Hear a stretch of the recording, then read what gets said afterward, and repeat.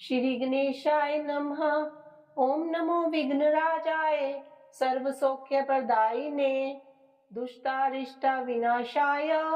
पराय परमात्मने नम्बोदरं महावीर्यं नागयज्ञोपशोभितम् अर्धचंद्रधरं देवं विघ्नव्यूह विनाशनम्। ओम ह्रां ह्रीं रूं रें रौं राः हेरम्बाय नमो नमः। सर्वसिद्धिप्रदोषि त्वं सिद्धिबुद्धिप्रदो भव। चिन्तितार्थप्रदस्त्वं हि सततं मोदकप्रिय सिन्दूरारुणवस्त्रैश्च पूजितो वरदायकः। इदं गणपतिस्तोत्रं यः पठेत् भक्तिमान् नरः तस्य देहं च गेहं च स्वयं लक्ष्मी नरमुञ्चति। मुदाकरात् मोदकं सदा विमुक्तिसाधकं कलाधरावतंसकं विलासिलोकरञ्जकम् अनायकैकनायकं विनाशितेव दैत्यकं नताशुभाशुनाशकं नमामि तं विनायकम्।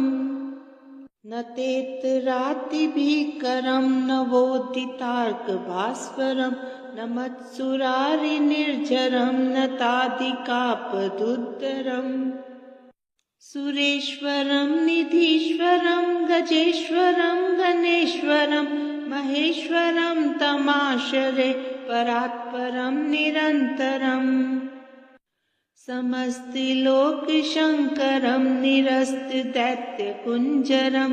धरेतरोदरं वरं वरेव वक्तमक्षरम्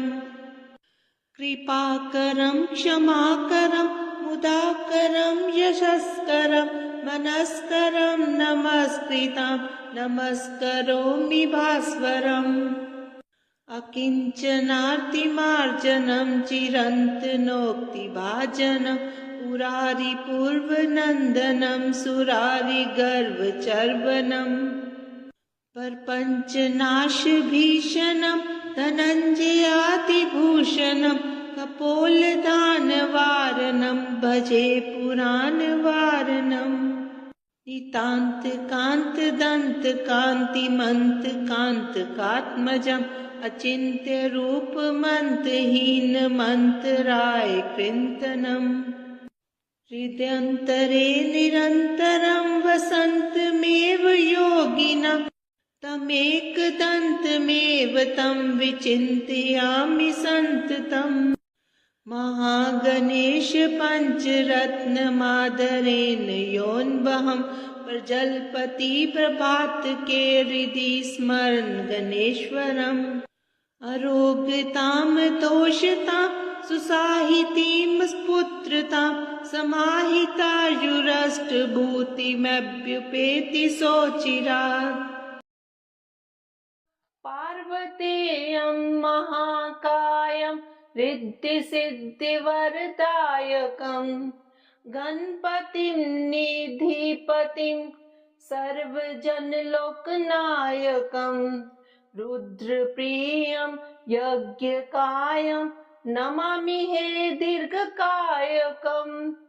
हे गजानन गिरिजानन्दन रक्ष मां देव रक्ष माम्। एकदन्तं कृपानन्तं सर्वाङ्गसुन्दरदर्शनम् वक्रतुण्डं दिव्यरिण्डम् अपूर्वमङ्गलस्पर्शनम्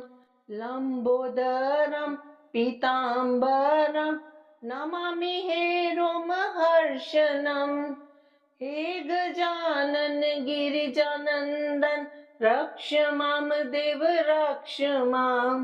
प्रेममूर्तिं कामपूर्तिं चराचर हृदयस्पन्दनं मन्त्रमुग्धं पापदग्धम् अग्रपूज्य देववन्दनं प्रथमेशं श्रीगणेशं नमामि हे गौरीनन्दनं।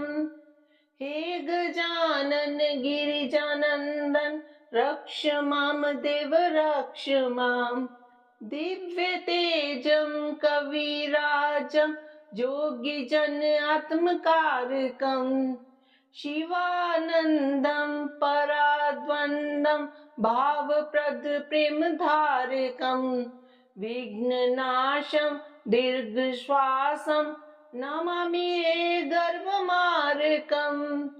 हे गजानन गिरिजानन्दन रक्ष मां देव रक्ष मां प्रथमं मयूरेश्वरं द्वितीयं सिद्धिविनायकं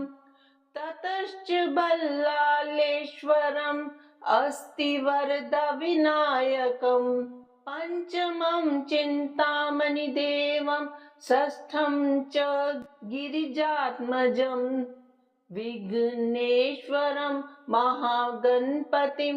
नमामि अष्टदेवं हे गजानन गिरिजानन्दन रक्ष मां देव रक्ष मां तरुणी लभते वरं च प्रीत्यार्थी लभते प्रेममं विद्यार्थी लभते विद्यां च मोक्षार्थी लभते धाममम् अर्थार्थीं लभते अर्थं च कामार्थी लभते काममम् हे गजानन गिरिजानन्दन रक्ष मां देव रक्ष माम् निशुम्भ शुम्भ मर्दिनीं प्रचण्ड मुण्डखण्डिनीं वने रणे प्रकाशिनीं भजामि विन्ध्यवासिनीं त्रिशूलरत्नधारिणीं धराविघातहारिणीं ग्रहे ग्रहे निवासिनीं भजामि विन्ध्यवासिनीं दरिद्र दुःखहारिणीं सतां विभूतिकारिणीं वियोग शोकहारिणीं भजामि विन्ध्यवासिनीं लसत्सुलोललोचनां लतां सदा वरप्रदां कपालशूलधारिणीं भजामि विन्ध्यवासिनीं करे मुदा गदाधरां शिवां शिवप्रदायिनीं वरावराननां शुभां भजामि विन्ध्यवासिनीं ऋषीन्द्रजामिना प्रदाति दास्यरूपधारिणीं जले स्थले निवासिनीं भजामि विन्ध्यवासिनीं विशिष्टसृष्टिकारिणीं विशालरूपधारिणीं महोदरां विशालिनीं भजामि विन्ध्यवासिनीं पुरन्दरादिसेवितां मुरादिवंशखण्डिनीं विशुद्धबुद्धिकारिणीं भजामि विन्ध्यवासिनीं सुमनसवन्दितसुन्दरि माधवी चन्द्रसहोदरि हेममये मुनिगणमण्डितमोक्षप्रदायिनि मञ्जुलभाषिणि वेदनुते पङ्कजवासिनि देवसुपूजित सद्गुणवर्षनि शान्तियुते जय जय हे मधुसूदन कामिनि आदिलक्ष्मि सदा पालय माम् अहिकलिकल्मषनाशिनि कामिनि वैदिकरूपिणि वेदमये क्षीरसमुद्भवमङ्गलरूपिणि मन्त्रनिवासिनि मन्त्रनुते मङ्गलदायिनि अम्बुजवासिनि देवगणाश्रितपादयुते जय जय हे मधुसूदन कामिनि धान्यलक्ष्मि सदा पालय माम् जय वरवर्णनि वैष्णवि भार्गवि मन्त्रस्वरूपिणि मन्त्रमये सुरगणपूजित शीघ्रफलप्रद ज्ञानविकासिनि शास्त्रनुते भवभयहारिणि पापविमोचनि साधुजनाश्रितपादयुते जय जय हे मधुसूदन कामिनि धैर्यलक्ष्मि सदा पालय माम् जय जय दुर्गतिनाशिनि कामिनि सर्वफलप्रद शास्त्रमये रथ गज तुर्ग पदादि समावृत परिजन मंडित लोक नुते हरिहर ब्रह्म सुपूजित सेवित ताप निवारिणि पाद युते जय जय हे मधुसूदन कामिनी गजलक्ष्मी रूपेण पालय माम् अहि खगवाहिनी मोहिनी चक्रिणी राग विवर्धिनी ज्ञानमये गुण गणवारिधि लोक हितैषिणी स्वर सप्त विभूषित गान नुते सकल सुरासुर देव मुनीश्वर मानव वंदित पाद युते जय जय हे मधुसूदन कामिनी संतान लक्ष्मी त्वं पालय माम् जय कमलासनि सद्गति दायिनी ज्ञान विकासिनी गानमये अनुदिन मर्चित कुंकुम धूसर भूषित वासित वाद्य नुते कनकधरा स्तुति वैभव वंदित शंकर देशिक मान्य पदे जय जय हे मधुसूदन कामिनी विजयलक्ष्मी सदा पालय माम् प्रणत सुरेश्वरी भारती भार्गवी शोक विनाशिनी रत्नमये मणिमय भूषित कर्ण विभूषण शांति समावृत हास्य मुखे नवनिधि दायिनी कलिमल हारिणी कामित फलप्रद हस्त युते जय जय हे मधुसूदन कामिनी विद्यालक्ष्मी सदा पालय माम् धिमि धिमि धिन धिमि धिन धिमि धिन धिमि दुन्दुभिनाद सुपूर्णमये घुम घुम घुम घुम घुम घुम घुम घुम शंख निनाद सुवाद्य नुते वेद पुराण इतिहास सुपूजित वैदिक मार्ग प्रदर्श युते जय जय हे मधुसूदन कामिनी धन लक्ष्मी रूपेण पालय माम् ओम जयंती मंगला काली भद्रकाली कपालिनी दुर्गा क्षमा शिवा दात्री स्वाहा स्वदा नमोस्तुते जय त्वं देवी चामुंडे जय भूतार्ति हारिणी जय सर्वगते देवी कालरात्रि नमोस्तुते मधुकैटभ विद्रावी विधात्री वर्धे नमः रूपं देहि जयं देहि जशो देहि द्विषो जहि महिषासुर निर्नाशी भक्तान् सुख दे नमः रूपं देहि जयं देहि जशो देहि द्विषो जहि रक्त बीज वदे देवी चंड मुंड विनाशिनी रूपं देहि जयं देहि जशो देहि द्विषो जहि शुंभ सैव निशुंभस्य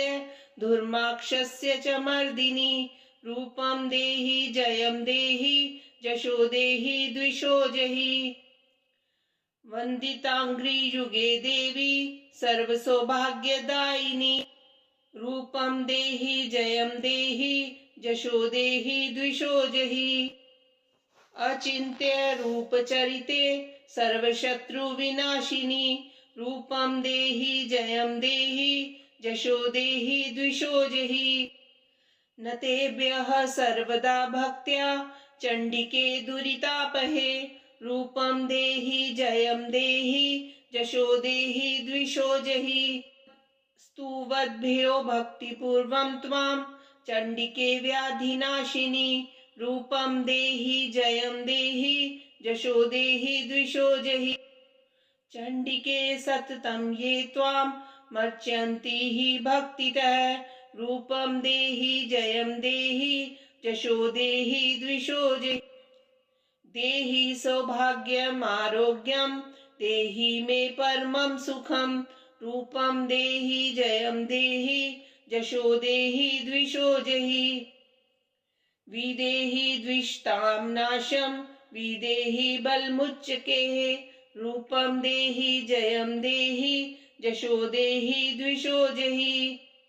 विदेहि देवी कल्याणं विदेहि परमां श्रियं रूपं देहि जयं देहि जशो देहि द्विषो जहि सुरासुर शिरोरत्न